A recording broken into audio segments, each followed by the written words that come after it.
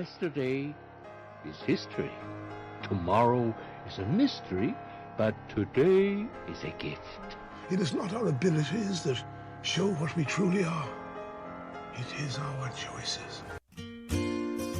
Hello and welcome to Jen Taylor Rerouting, where being rude is never acceptable, but sarcasm is welcome and swearing isn't always a bad option. Let's get started.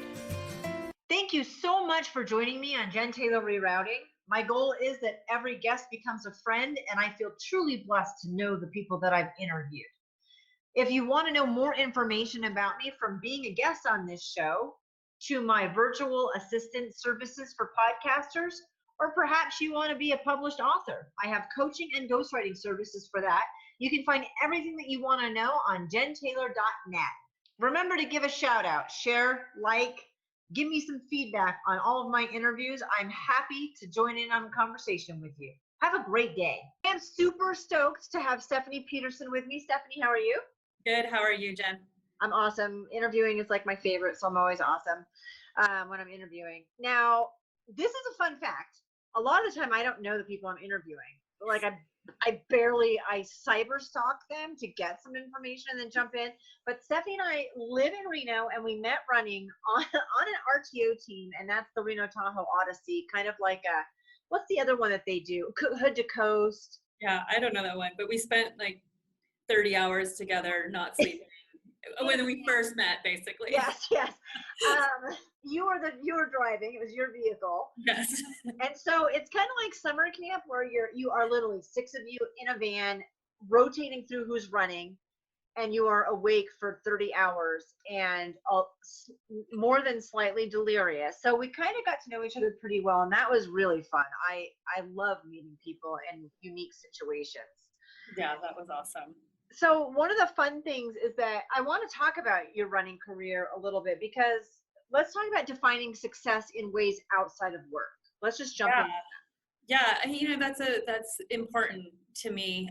Just having worked, I guess, forever, but having a pretty demanding job with Microsoft, I think that you can get wrapped up a bit in the context of success being a title or fiscal success. And so it's really important to me that that's defined well beyond that. So, being a role model and your influence into the community, taking care of yourself and having personal goals that are important to you. So running, I have a love-hate relationship with running, actually. Like, I've never considered myself a runner.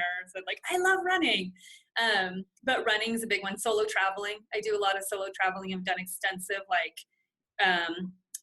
long trips by myself away. So yeah, how you care for your family. I think it's important that people think of success much broader than the amount of money someone makes or some VP of blah, blah, blah company or whatever. So, yeah. And that's super true, because when you meet someone at first, one of the first things they ask is, what do you do? Yep. And not who are you or what's important to you or what are your values, but it's what do you do? I like to just answer with trophy wife, and that kind of covers everything. I actually make, it's hard, right? Because you're trying to do small talk with people, but I really try not to ask people that question, because I think that asking someone what they do is potentially so little of what defines them that I don't know that it gives you, for me, it doesn't really give me anything material about a human being, unless it's in the context of work or something, then it's relevant. But a lot of times I try not to even ask that question or introduce myself with my own title at work, So I didn't know what you did or anything about until I sent my info. Well, no, I know I learned somewhere, because I was like, holy shit, that's what you that's your job? I knew Stephanie the runner and the person and the mom and the struggles, because we're 6 women locked in a car for 30 hours. We're talking about the stuff that's important to us and our jobs that never even came on the radar in our talk. So when I learned, I was like, wow, all right. But how cool that we don't always have to know what someone's job title is to talk to them, because it doesn't make any difference. Yeah, absolutely. So you've been on there's so really exciting things. You've traveled to every continent except Antarctica. Yeah. It is on my list though. I feel like, you know what, I'm 6 in, might as well just do the 7th. So I want to do one of those like icebreaker boat eco tour things that you go down there and kind of, I don't know. I just see myself like, explore. I know that it wouldn't be, it would be way more organized than that, but the way I picture it is going to be very, it's just very, I'm an explorer and I'm in Antarctica and I'm discovering Antarctica. It's already been discovered, I get that. But not by you yet. But not by me, not in my brain. So I'm going to ask you, let's jump into family because you're a mom. So tell me about being a mom and how old the kids are and stuff like that. Yeah, I am a mom. I have a 10-year-old and I have an 8-year-old. I have a little girl and a little boy who couldn't be any more different, which I love because I think in parenting, you kind of can get this narcissistic perspective that like everything they do is about you. Like when they're good human beings, like, oh, I'm an awesome parent, like that's all me. And like when they're kind of crappy human beings, you're like, man, like, other people yourself are like, what are you doing wrong? Or what am I doing wrong? But they're totally different, which has been amazing because I'm like, they're just their own people. But yeah, I have 2 kids and they're awesome. I do, we do a lot with them. I coach my daughter's basketball team, which is super fun. And yeah, so 10 and 8-year-old, I mean, what can you say? They're just busy. They are, and they're not complete jerks yet. So. Yeah. And they're not toddlers or babies anymore too, which I love in a different way, but I'm kind of, I was actually really ready to be past kind of basic needs and into like coaching.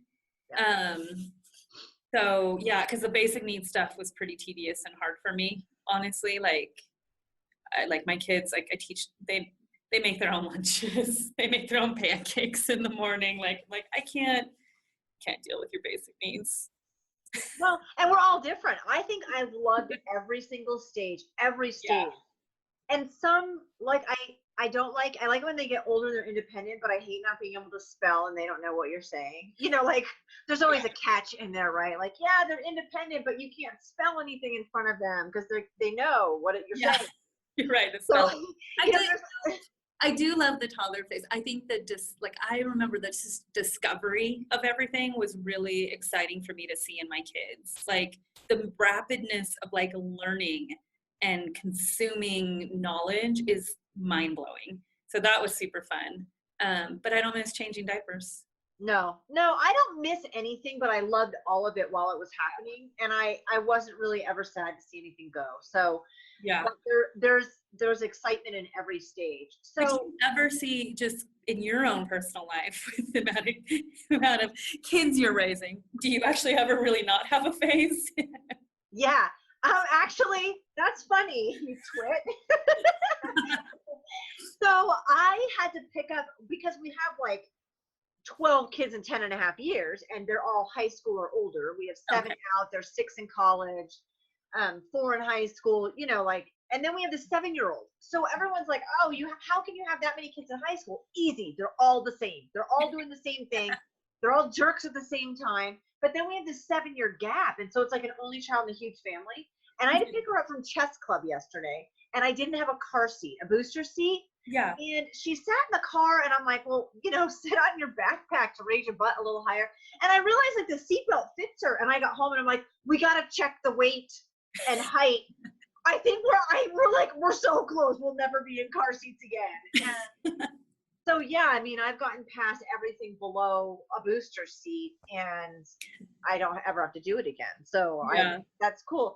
And grandkids are so different because you can give them back. And you don't have, it's not like a permanent, you're stuck with this child, please figure it out thing. Yeah. So yeah, I've actually gotten through a couple stages. Congratulations. I do remember when I knew I was done breastfeeding, I was like, I need to buy a belt and high heels and I'm going to tuck in my shirt. Like, totally. I was like, hashtag winning. My kids are close in age. So and then I actually miscarried in between them too. And they're only 18 months apart.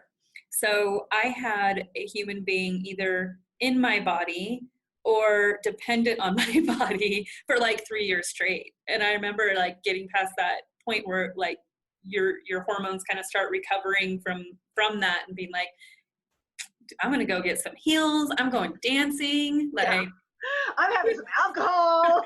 Yeah, like I am a woman. This is my body. That's right. And I just got it back. Totally. I mean, yeah, kids are challenging from the point that you're trying to get pregnant and the loss or the trouble of conceiving. I mean, like there's every issue. And as women, we're going through we're immersed in every one of those. And so, yeah, we could have a whole podcast just. Oh, totally. I try to remind myself it's a long game. It's a long game. It is. It's like investing. Totally. So tell me the difference between, I want to go into your job and I want to go into a lot of stuff, but I want you to tell me how dynamically opposing your kid's life is to yours, and tell me about you growing up. Oh yeah. Thank you for that. It's crazy different.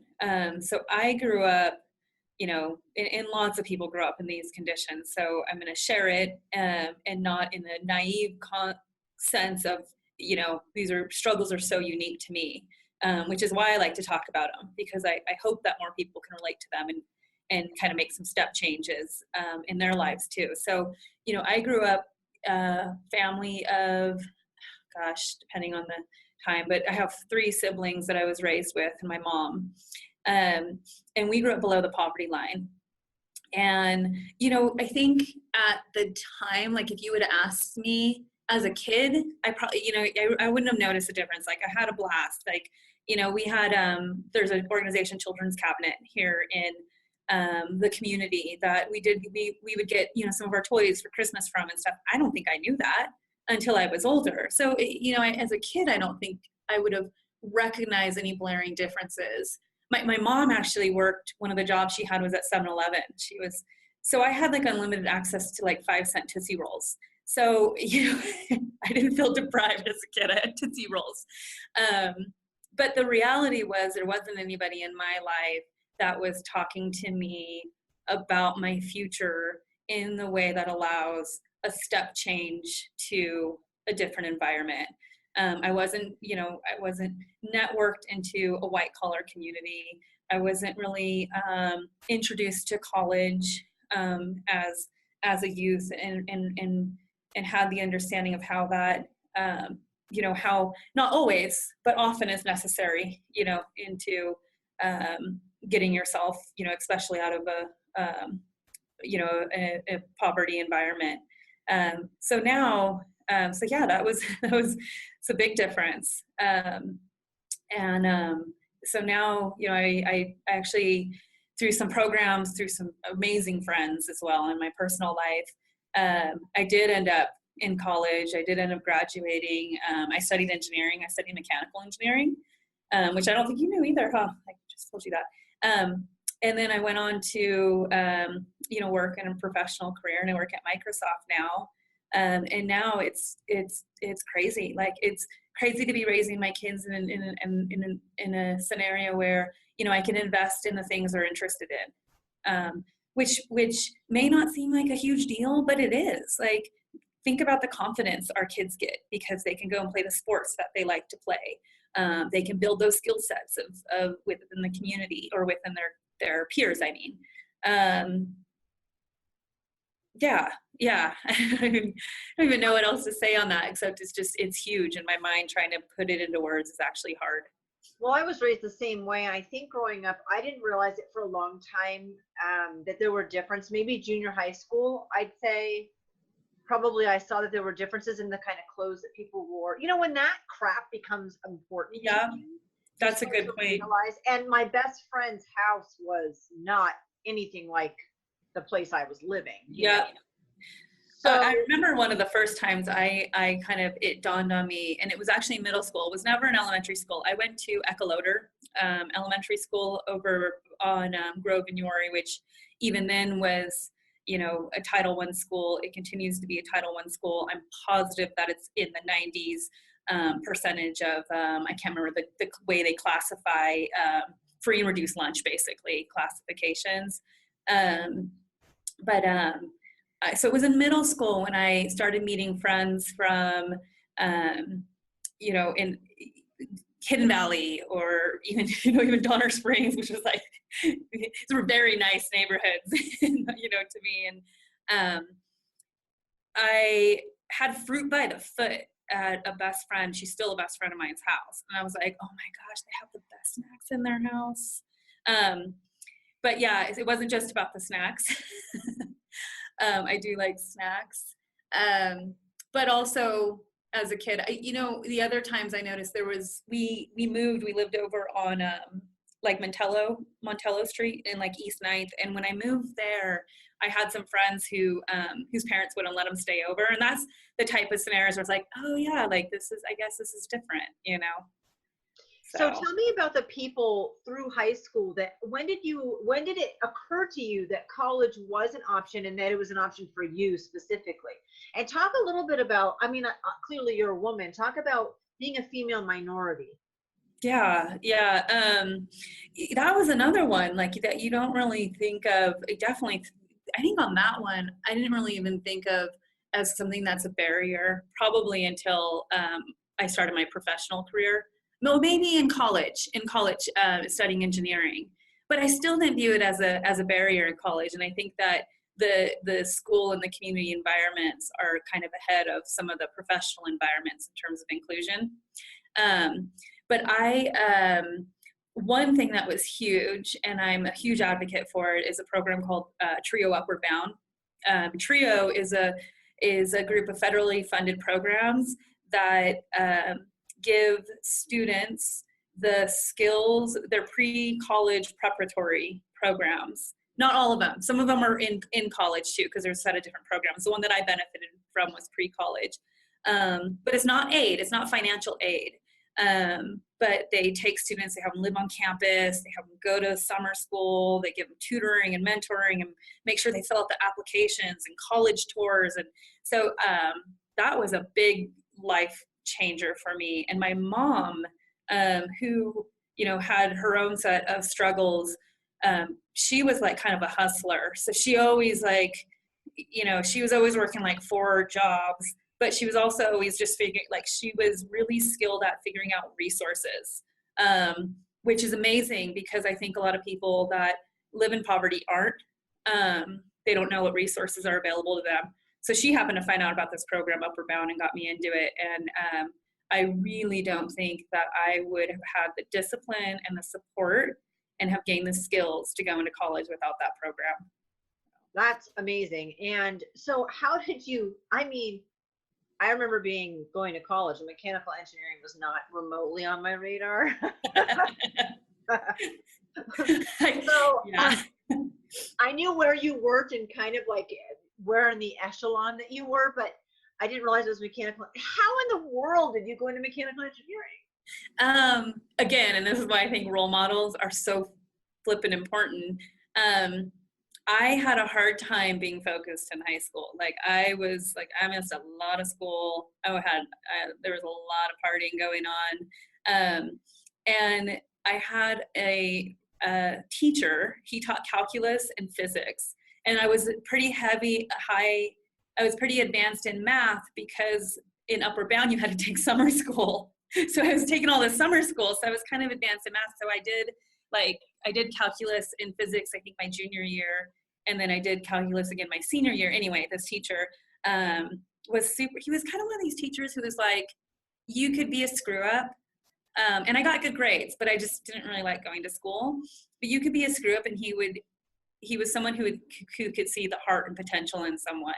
And I honestly think that just with that connection and feeling validated that I was strong in math and science, and having somebody tell me that there's opportunities in, careers that are based in this, that was huge for me. His name was Don Johnston. He taught at Worcester High School. But that was a big part for me. And then I also really liked roller coasters. And I thought I was going to be a roller coaster designer. Now I just live on a roller coaster with my family and life. But didn't. How's that working out for you? I didn't go on design roller coasters. Now I'm just on one constantly. I'm okay. I'm okay that I didn't go on design roller coasters.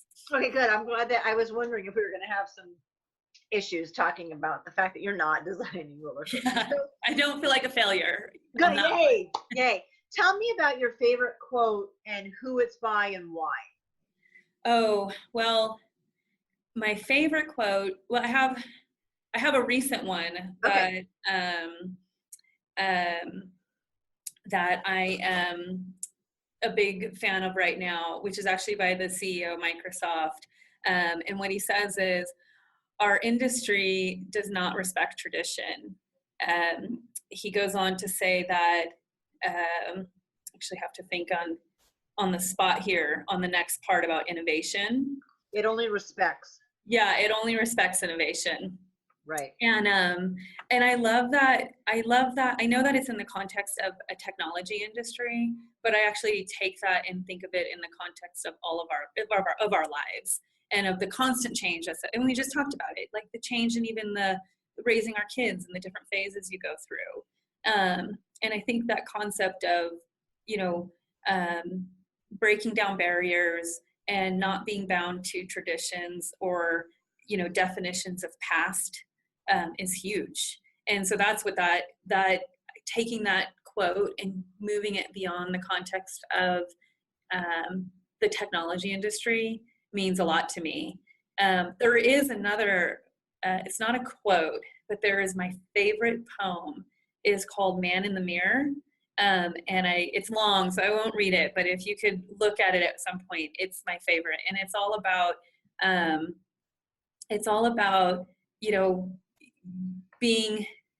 having integrity in the way that you live your life. I'm a big, let me finish this one and then I'll do my squirrel moment.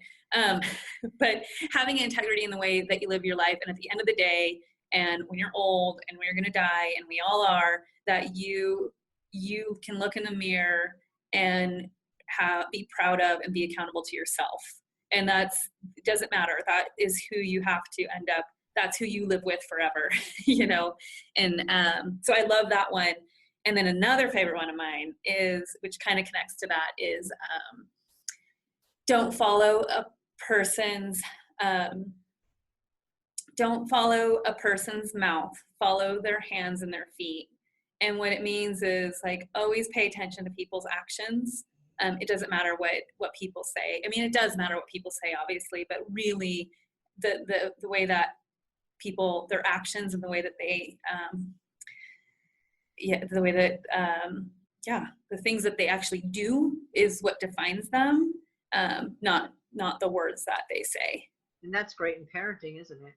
Yeah, totally. Oh, yeah. I do say, because I manage people now, and I've managed fairly large teams now, and I do say that everything that you can read all the fancy leadership books in the world, but you can, everything that I learned from leadership, so much of it comes from parenting. I mean, all the concepts: active listening, coaching, kind but firm, positive discipline, it's all in there. So. I wish they did more of a manual on that, because really, you have to get a license to catch a fish, but anyone can have a child, which I don't want that. I don't want people to have to get licenses to have a child. That's not what I'm saying, but good clarification. Yeah, clarification. But we have a job description in almost every part of our life, except for our marriages and our kids, which are the most intimate, important, should be, relationships that we have, and we have the least amount of guidance. But really, it is what you do. You can spout off all you want. If your actions don't follow that up, you're a liar. It does not matter. It's interesting.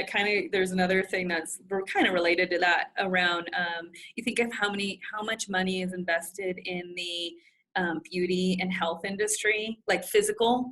And then you think about whether or not people take the time and the investment to invest in their mental health or their relationships. And when you invest in your relationship through counseling or whatever, it's kind of there's almost still a taboo around it, but you can go to the gym or you can get LASIK or whatever else going on, and that's more normal, which is crazy to me. Oh yeah, boob Blows jobs my are mind. way more normal than therapy. Yeah. Yeah, if you go to therapy, there's something wrong, but a boob job's totally okay. Yes. Have multiple. It's totally fine. Yeah. You feel good about you. That's true. So Yeah. now tell me, you 20 years ago, you went through the program, Yeah, that was talking about Upward Bound. Upward Bound, and they helped you and with your math and science teacher in high school, which is, it's just important to me that there are people that are pivotal in our lives that make such a big difference. And sometimes it's in passing, and a lot of times they don't even know it. And Yeah. it's huge, the impact that they have in our lives. So you had a couple of those, including your mom, who was, Yep. I mean, my best friend calls me scrappy. I'm very resourceful.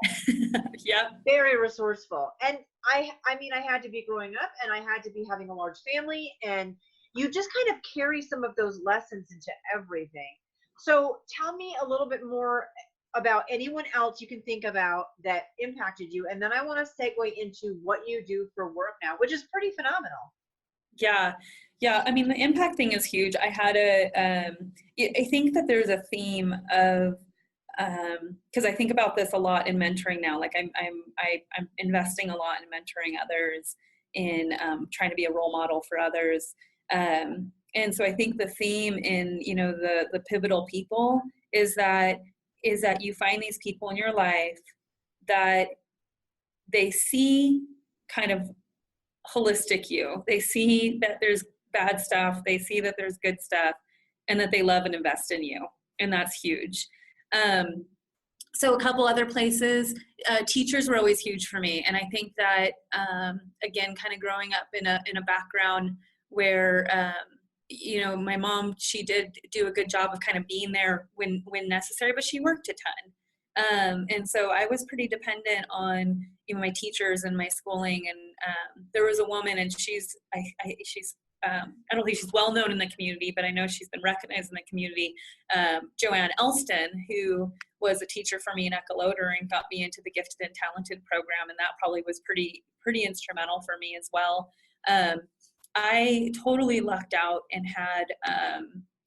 had really good friends in middle school. And again, like, you don't really look at your 12-year-old friends as role models, but when you're 30 something and 30, how old am I? 38, and looking back, I can totally see it now.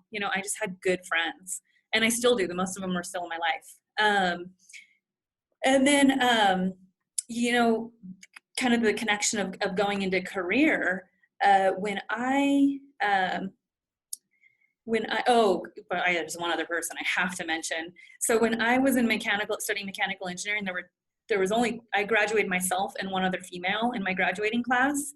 And her name, Candace, she's a professor up there now, is someone else who was just instrumental in kind of, especially in the area of focus for me, which is not my strong point.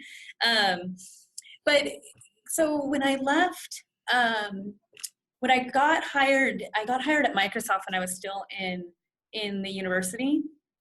And the person who hired me, there's actually two of them.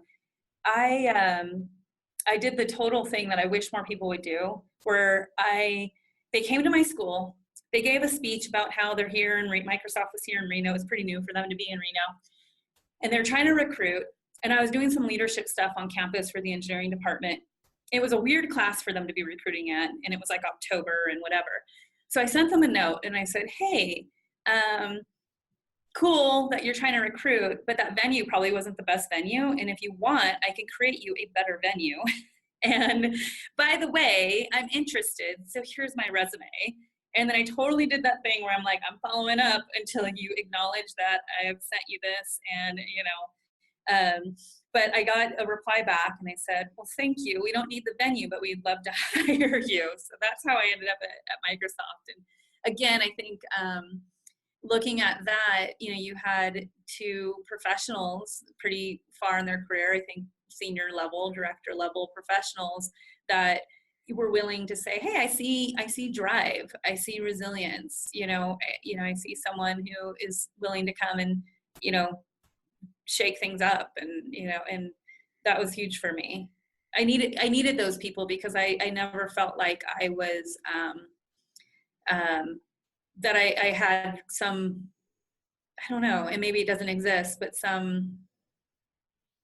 I never really felt like I was like, everybody else, I guess. It was like going back to just, it wasn't, my parents weren't in professional careers, so I didn't have guidance in that area. So, so fitting into that world was a little uncomfortable for you. Oh, totally uncomfortable. I mean, and things very tangible too that I don't think people think about. Like, I don't know, like going out to dinner for like an interview, or with, clients when you're first hired or whatever. Like, even that's super intimidating. Like the forks and why are there so many? Like, and I remember having to why learn are there so many forks? I had to learn the same thing. I didn't understand. I mean, we just used whatever utensil was clean and available. Yeah, the dress, right? The dress, the mannerisms, the hierarchy structures. There's so much corporate culture that somebody that has never, been exposed to that, may not be able to feel like they can assimilate to. And that is why I think it's super important. And I do a lot of work in this area that, industries that are serious about diversity and inclusion, they have to move away from this idea that people should assimilate, and need to be like everyone else, that will never work. Well, that's a travesty to everyone. There's some statistics out there that are being shared pretty broadly that, I'm going to mess up on the exact statistic because I will, but it's like, it's either in 50 years or by the year 2050, the minority population in the United States will outnumber the white population in the United States. And so if you don't make an investment in them now, if you don't make an investment because there is a correlation that there's more minorities that are below the poverty line. If you don't make an investment in that now, I do think it will have an impact to what talent is available in the workforce, how big the poverty gap gets. So. Absolutely. So since people can't see you, what minority are you? I'm Hispanic. My grandparents, my mom's side, are from Mexican descent. Yeah, and then on my dad is actually, that's kind of a whole other thing, because I believe, I need to do the 23andMe and really figure out who I am, but I'm okay. I'll figure it out at some point. But my dad has Portuguese descent, but he was adopted by a family. So I actually have this whole other side, because I'm not close with my father either, that I don't even know. I'll do. I know my husband is not Portuguese, so other than that, you're good. I think you're good. That's awesome. So tell me what you're doing. You actually got hired from Microsoft in your senior year of college at UNI? Yeah, my senior year of college. I was 21. I was 21 when I started. I know you're a director now. Yep. And you're 10%, you're in the top 10% of employees at that level, and you're female, and you're Hispanic, and it's a Fortune 500 list that's ranked number 28. Yes. So these are any one of these things. Yeah, you're female. Yes, you're Hispanic. Yes. I mean, any one of these things isn't really maybe a really big deal, but when you start to put them together, it has a sort of a compound interest effect. Yeah. Right? Tell me about what it was like growing up. Is interesting when you live here. I don't see you as Hispanic and me as white. I'm white, by the way, in case you didn't. I didn't want to stereotype the fair skin. Generalize. It's all good. But for me, I don't even notice that. I don't see that at all. But I know for you, that's much different. So you have number 28 on the Fortune 500 list, in the top 10% of employees, directing female minority. So let's talk from college to now, which is almost 16 years? Gosh, I think 20, I don't know. Yeah, probably that. 16, yeah. 16 to 20 years. Tell me about that whole progress for you and the struggles involved in that. Yeah. And successes. Yeah, and it's interesting, because I think one of the biggest things it's weird. I don't know if this is good advice or not, but I never really thought of things as a struggle. And I never really felt like others were putting up barriers for me. And I think there's a couple things in that. One, I think it's your own mindset and your own resilience, that that you're not focusing on those things. And I think that's healthy. On the other side of that, I think that a lot of biases are not conscious biases. Like a lot of biases aren't, hey, I purposely don't like somebody because they're different than me. I don't think that's what people have in their minds for the most part. I do think that familiarity and comfort and having others that think like you, I think there's science behind people surrounding themselves, in that. So, and that's why I think that you do have a history of percentage of amount of leaders being, white male in C-level positions. So yeah, I don't know. That's kind of, I don't know, I wanted to just enter with that, I think. But for myself, coming into the question of kind of what barriers and different things existed, I think the barriers would have been probably more connected to unconscious biases, like not anybody out to get me because I'm a female or because I'm a minority. And I think the way that I, approached those barriers was, I think there's a lot of resilience, and I think that people, often that for whatever reason believe they are the underdog, whether that's true or not, tend to come with a lot of grit and resilience. Of this feeling like I can overcome this challenge, I can overcome, I can get to this point or that point. I think a big part of it, at the end of the day as well, like your performance and how you treat other people is huge. So you only get back what you're willing to give to others. And so there again, like I'm not entitled to anything. I'm not entitled to anything. People who are born with privilege really aren't entitled to anything, but there is a difference in terms of what is at your what's the word I'm thinking of? Like what's available to you. What's available to you, yeah. So I don't believe that I'm entitled to anything, definitely. So I think that your performance, your resilience, and then back to, I love your question about just mentors and people that are willing to invest in you, and that's huge. And I had a series of that in my career. And part of, becoming a director, I guess, at I don't know why I said I guess. See, this is like the female thing of like apologizing for like our successes. So I don't remember. I lost my train of thought on that one. So for you, basically climbing the corporate ladder, a big part of it is not apologizing for the fact that you have to have some level of awesome in your personality and in your work ethic, for people to want to mentor you and sponsor you and to climb that corporate ladder. You actually do have to put in the work to do that. You do have to put in the work. Now, I do think there's an accountability to others of saying, you know what, I'm going to invest in people who aren't like me, and I'm going to figure out what their awesomeness is. So I think it's a partnership in like the world and the way our brains work, where you have to take personal accountability. I'm going to kick ass. And then you also have to take accountability to the people in your lives to say, I'm going to figure out what it is about this person who may not be like me that makes them kick ass. Right. Because we're all very unique, and you are correct that by trying to fit everyone in a box, we're doing a disservice to ourselves and them. We're not capitalizing on the best of any of it. Yeah, totally. So you did kick ass in your attitude and your work ethic, and you've worked up in the last 16 years to be a director. Yeah, I left for a while, actually. So I started my career. Again, going back to kind of the people who recruited and hired me, one of the coolest things that happened from a career growth perspective is that I had somebody put me in like a big girl job, even before maybe traditionally somebody would have. So, I got a big job right away, and I do think that makes a difference again.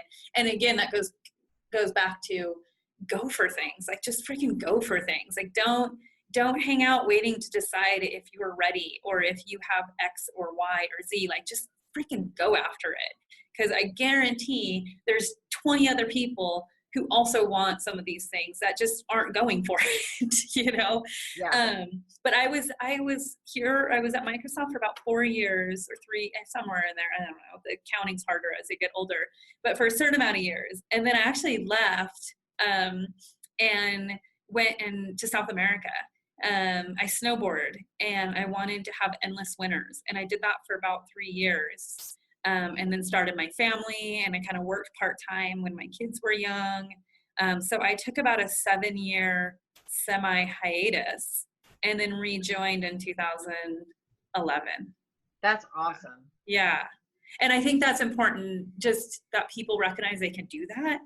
And again, like, I remember a friend of mine, when I was thinking of quitting, it was a big decision because I was well supported and things were going great in my career and high fives all around. And I was struggling with this decision to, like, quit this great job, go travel alone, one-way ticket, you know, whatever. And I had a friend, he was like, Steph, do you really think as an old person, you're going to be looking back and going like, man, if I didn't leave and go travel the world, like, I would have, you know, like, what, like, got a promotion 2 years earlier? So that was really valuable advice to me, especially at that age, because, you know, I was probably in my mid-20s. Time felt a lot bigger than it is now. Like, it's, I guess, not in meaning, but in how it felt.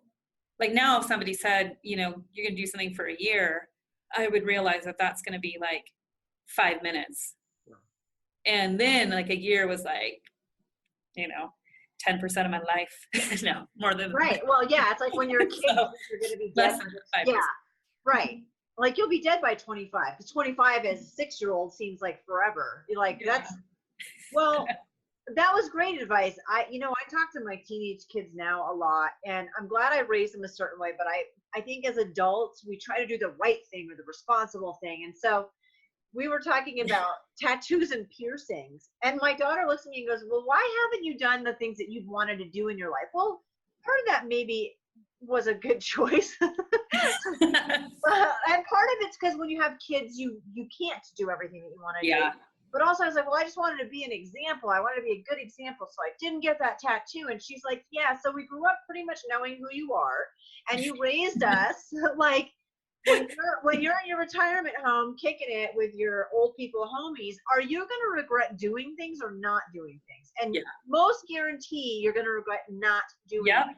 Absolutely. So, I think that's important. And I think it's harder. It is harder to make those trade-offs.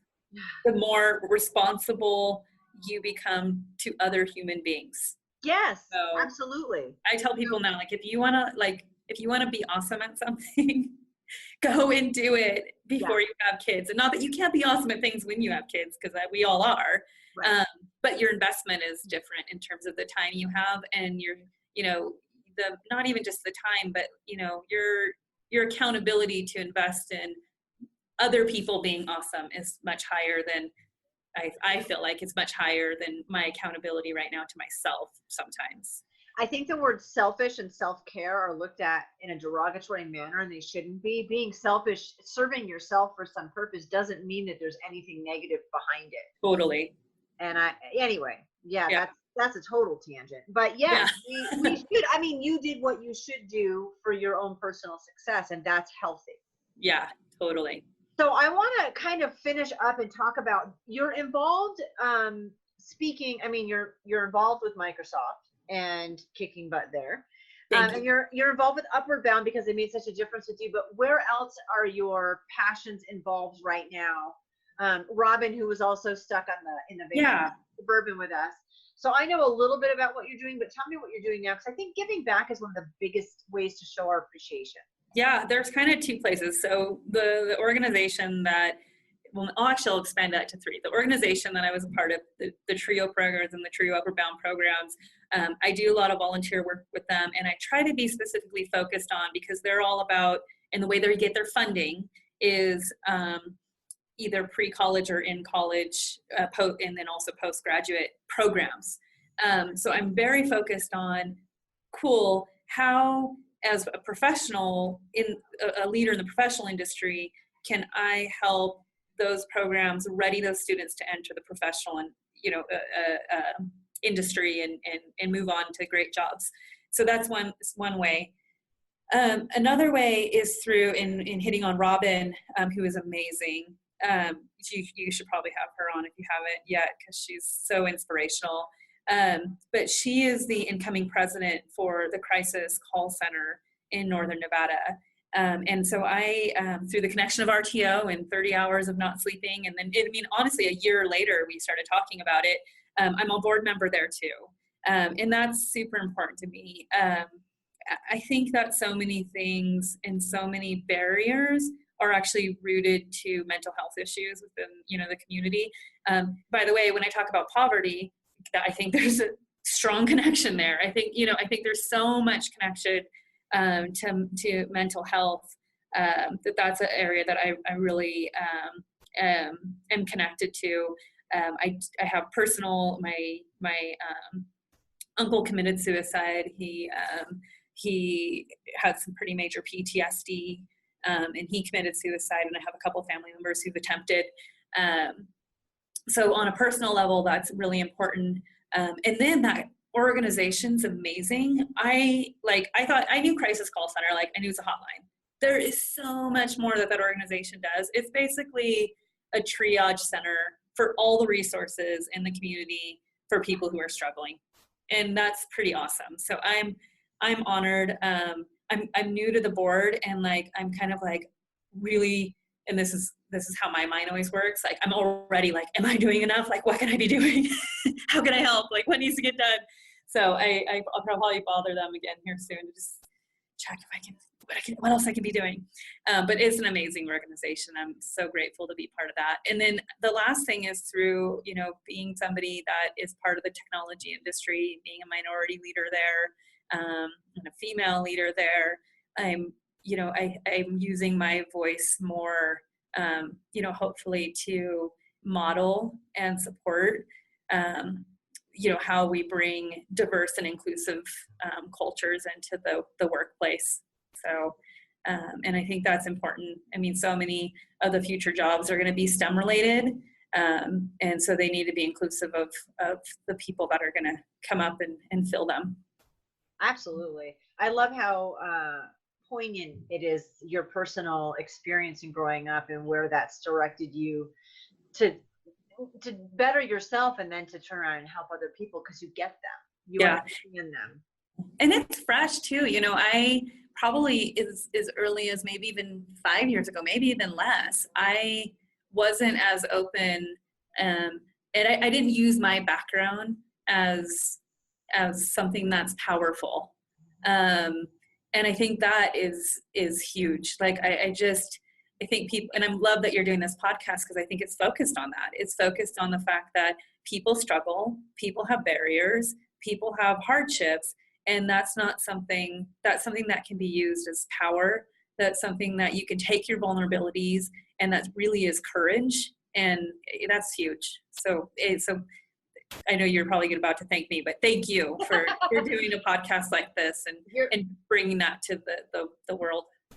Well, it's inspiring. And I think what the goal is with you and I both, with most of us, is that you want to bring a little bit more awareness because you get it, and have people not feel alone, because that's a really horrible place to feel, is that aloneness in within your struggle, whatever it is, and then to elevate them. And that, yes, those struggles are strength.